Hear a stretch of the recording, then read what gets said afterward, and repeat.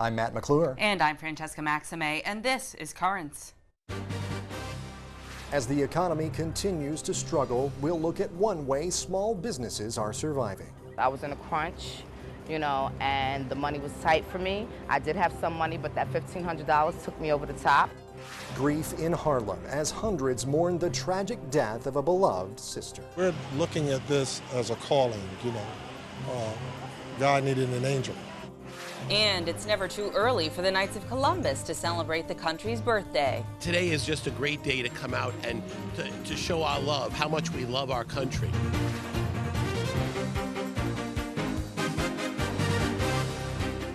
Well, good evening, and thank you so much for joining us. Some mixed news today with jobless data. The number of people out of work rose by 125,000 in June, while the unemployment rate fell by 0.2% to 9.5%. Reports say that is a result of many people giving up looking for work. We recently met some people who have not given up at all, and through an organization founded to help small businesses, have managed to stay in business. We had a chance to check it out for ourselves recently when St. John's University hosted businesses that have benefited from the program. This loan meant everything to me. A year ago, Nicole Gates, the owner of Soul Sister Cuisine, a southern food catering business in Brooklyn, was struggling. She needed money to buy the necessary equipment to attend an outdoor festival, but because she lacked credit history, she was unable to get a loan. So she reached out to Mourn America, a microfinance organization. Without Grameen's loan back in August, I would not have been able to do my outdoor street festivals. I was in a crunch, and the money was tight for me. I did have some money, but that $1,500 took me over the top. And those $1,500, the maximum amount for first-time borrowers, was provided by Mourn America, an organization that gives affordable microloans to low-income entrepreneurs. The belief is that all people, especially low-income people, are creative, and when given an opportunity and the means to capitalize on the opportunity, they can, and that they can improve their position for them and their families. Mourn America was founded in Bangladesh by Nobel Peace Prize laureate Professor Muhammad Yunus, considered by many the father of microcredit.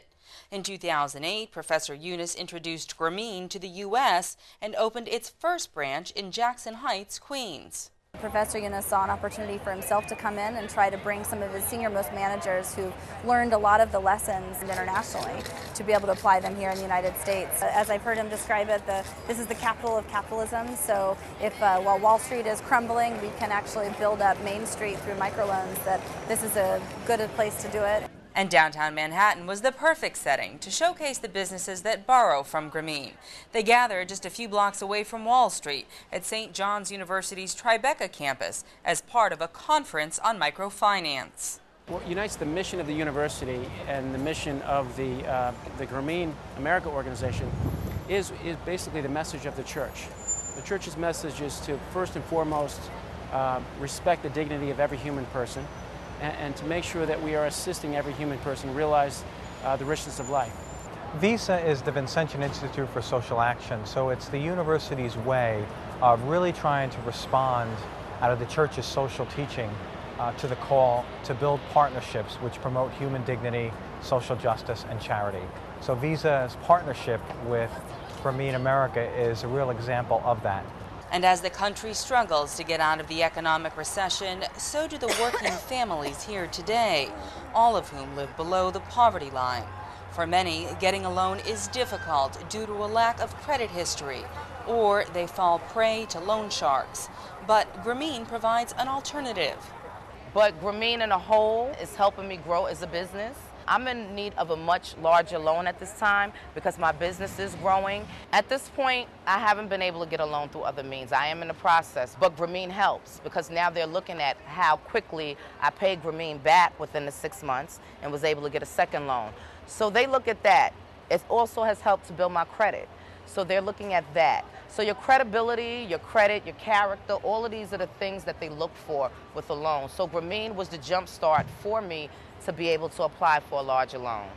And Nicole is not Mourn's only success story. Since they opened, they have disbursed $7 million in loans to almost 3,000 people, helping not only the borrower grow, but an entire community.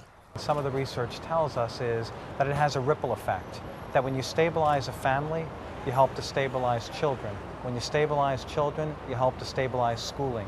When you help to stabilize schools, you stabilize communities. So it's not only stability, but it's growth. Okay, I put a few out at a time because of the heat. But my hopes for the future is for Soul Sister Cuisine to grow, to be known nationwide, to be all over, eventually worldwide. I love that. She's got her sights set really high. Right. I told you they haven't given up. See? There you go. That's awesome. Well, amid those promising signs, there is more troubling news, however, this week. More than 1.3 million laid-off workers will not be getting their jobless benefits reinstated after the Senate failed to pass an extension this week. The struggles continue. Well, stay tuned. There's much more currents coming up straight ahead. When we return, we'll have the day's headlines, including religious leaders responding to President Obama's call for immigration reform.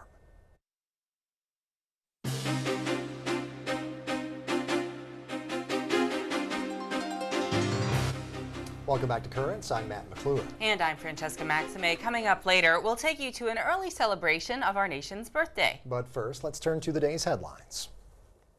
President Obama said Thursday the only way Congress can pass comprehensive immigration reform is by putting politics aside. As lawmakers grapple with the plan to secure the U.S.-Mexico border and demand accountability from 11 million illegal immigrants and the employers who hire them, the president blamed delays on Republican roadblocks. Then he put forth his own ideas. We need to do more. We should make it easier for the best and the brightest to come to start businesses and develop products and create jobs. Our laws should respect families following the rules instead of splitting them apart. We need to provide farms a legal way to hire the workers they rely on and a path for those workers to earn legal status. And we should stop punishing innocent young people for the actions of their parents by denying them the chance to stay here and earn an education and contribute their talents to build the country where they've grown up. The DREAM Act would do this. The DREAM Act is a bipartisan bill in the Senate that would grant some undocumented young people a path to citizenship.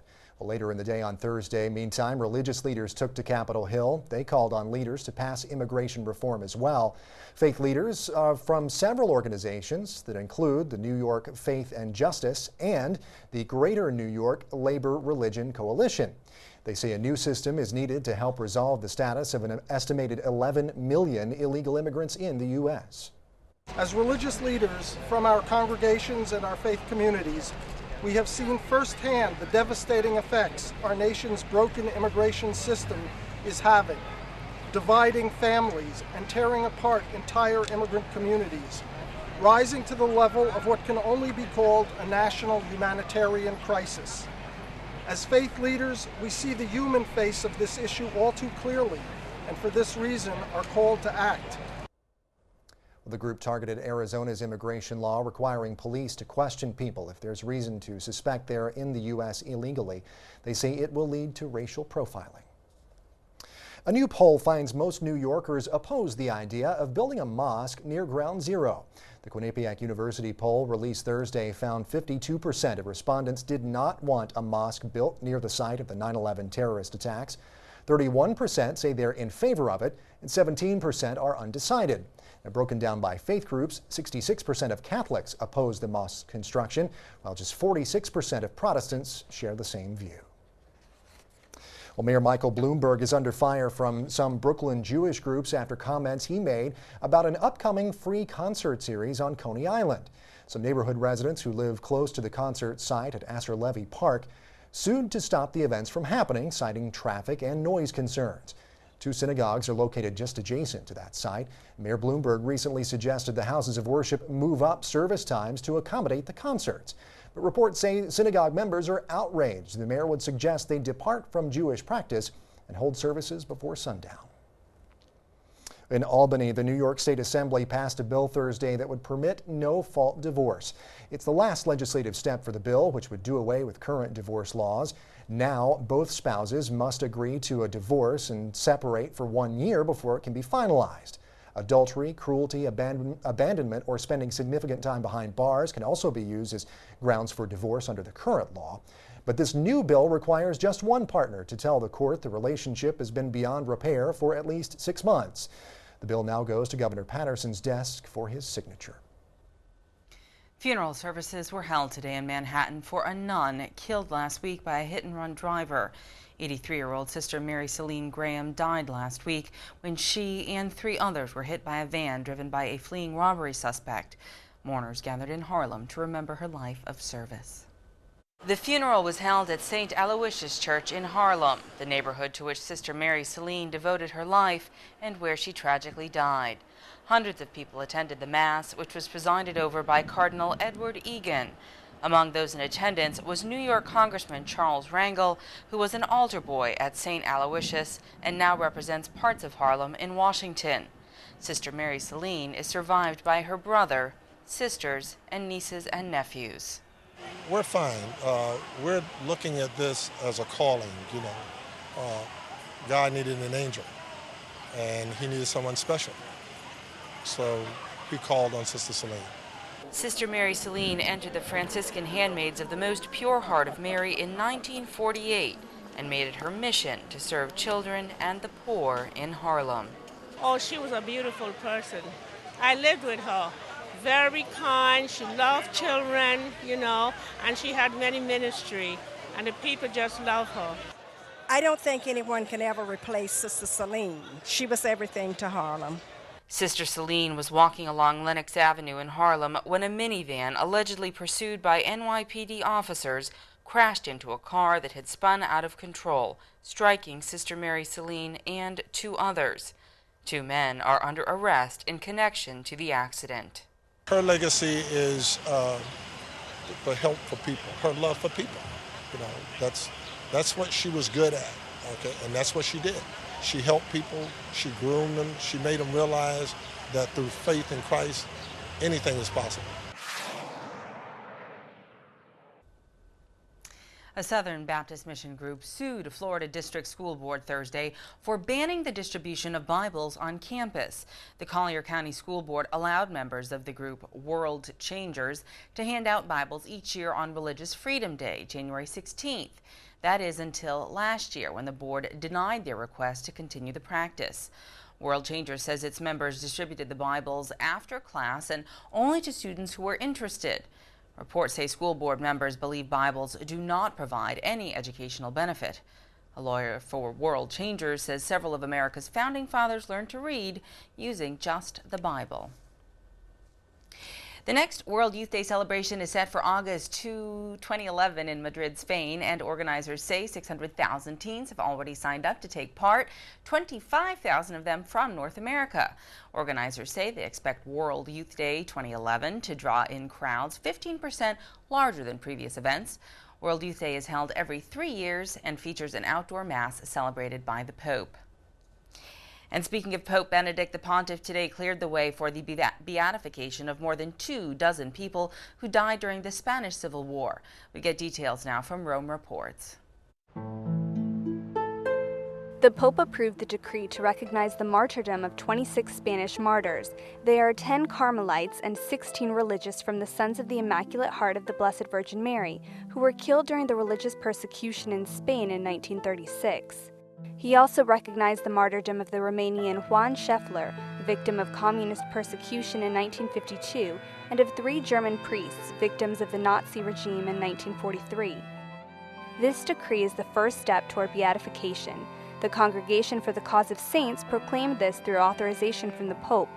On this occasion, the Pope also approved the declaration of the heroic virtues of Maria Carmen Albarracin, a religious Claretian who died in Barcelona in 1946. And finally, the Vatican today announced Pope Benedict's schedule for the next few weeks.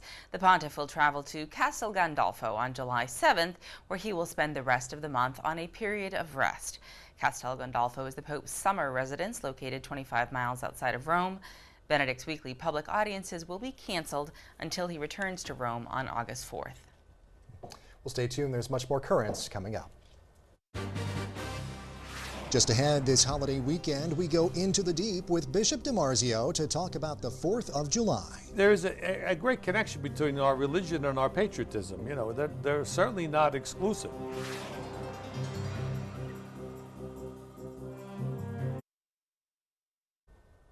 Welcome back. Well, before everybody packs up the car and heads out of town for the long holiday weekend, we thought it might be a good idea to look at the spiritual side of Independence Day. And that was just part of what I discussed recently with Bishop DiMarzio. So tonight we go into the deep with him to talk about the meaning of the 4th of July. Well, Bishop DiMarzio, thanks so much for being here once again. We appreciate it. Good to be here. We're talking about the 4th of July, Independence Day. What comes to your mind first off when you think of Independence Day?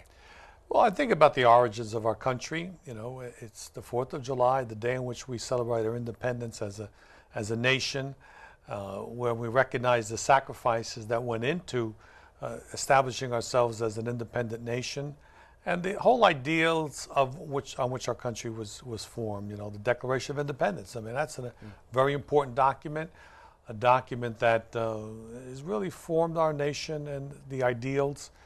And sometimes we fail to live up to all the ideals, but it's there for us. Right, right. And, you know, I mean, a lot of times you think of 4th of July and you think, okay, well, I'm going to go to a barbecue and I'm going to go see some fireworks, and all of the celebration that takes place is great. Do you think that a lot of people remember just what you said about the origins of the country, or do they maybe neglect the 4th of July as it's become a little bit more commercialized? Yeah.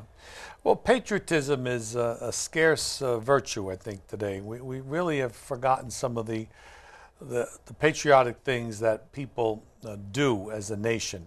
I mean, we just celebrated Memorial Day not too long ago, and people forget what that's about. That used to be called Decoration Day, when people decorated the graves of the war dead.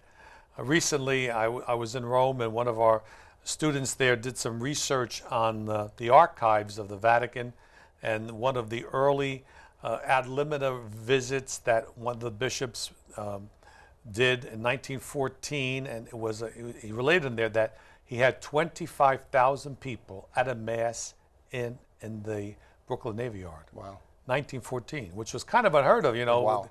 Catholics were not quite accepted as much.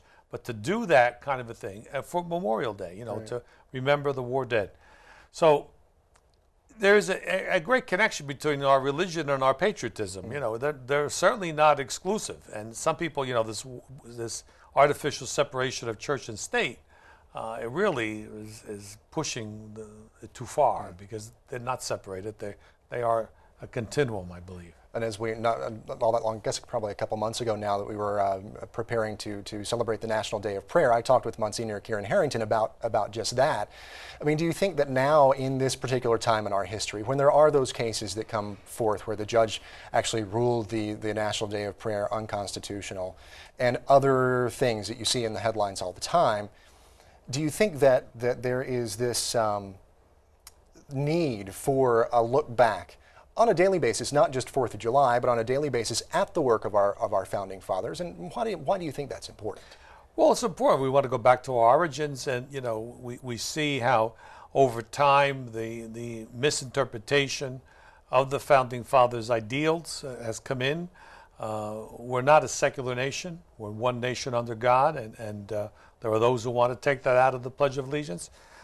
Clearly, we need to go back to our roots to understand where we came from, what part religion plays on our society, and why America has been so great is that there's room for everybody. Everybody's faith can be celebrated, really, and not just tolerated, but celebrated and allowed, because it fits into the founding fathers' ideals, which were not for any one religion, but were open to all religious observances. Yeah, yeah. I mean, do you think that's just gone too far at this point? I mean, because we had a story, it was a few weeks ago now, about you know, there was a high school, I believe, in California that a judge barred them from having an invocation in their you know, high school graduation. There was another story up in Connecticut about a judge ruling that a high school can't have their graduation in a church. So do you think that when things like that happen, that it just steps over the line and really goes too far as trying to keep religion and government completely separate from one another? Yeah, I think it does. I mean, it's a constant whittling away at the union that we can find between church and state as two fundamental pillars of our society, because society is not the state. You know, that's one part of the state, as the church is, and as other parts of our society are important. The family. So I think there's been over the years, in the name of so-called freedom, a diminishing of the real freedom of religion, which in our country, which is one of the founding principles of our country. It's got to be room for everyone. Right. All right. Exactly. Well, Bishop DiMarzio, thank you so much for joining us once again, sir. We appreciate it. You're welcome.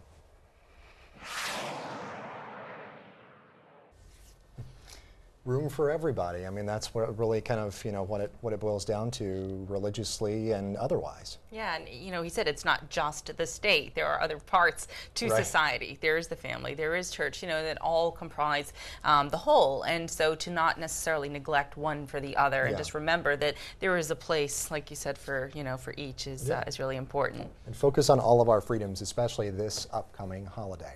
Well, stay with us. We'll have more on the 4th of July next.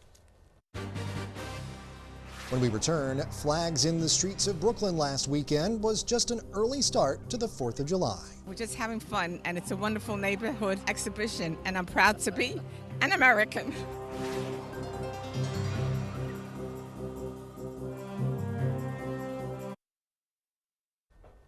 Well, the 4th of July is still 2 days away, but that has not stopped some patriotic people in Dyker Heights from celebrating just a little bit early.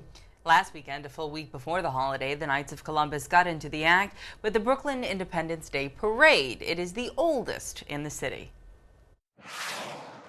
This is just a great day to come together as people in this neighborhood, this community, the Knights of Columbus, the Fourth Degree, and we come together to celebrate what it is to be an American, and to really celebrate the 4th of July a little earlier, and to be proud of who we are, and to have a certain sense of pride and honor and belief in our country. For the last 3 years, it's been here on 13th Avenue, where people have been really, really receptive. Back like about 4 years ago, it was in Bay Ridge, but that was dwindling down, you know. But again, the parade used to be on 4th of July. A lot of people go away. So coming here, we moved it back a week, and it's been very receptive, and it's a beautiful community event. This is our 106th annual Independence Day Parade here in Brooklyn.